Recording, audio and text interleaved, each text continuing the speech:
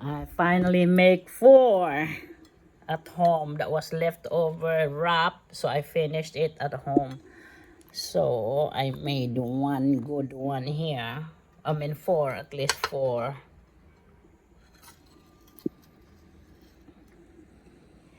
With soju. Cheers. Peanut sauce. Cheers, guys. It's Friday. Friday, Friday, Friday. Chummy cherry.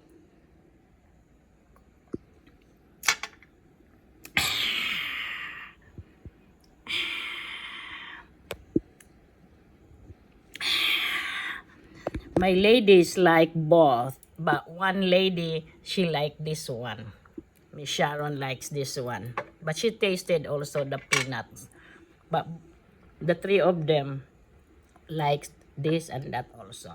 Then I made a lot, so I share it with teachers, Filipino teachers, and they loved it. And then I still have a lot of shrimp left over. Ayan guys, let's eat! Thank you for watching! Bye-bye!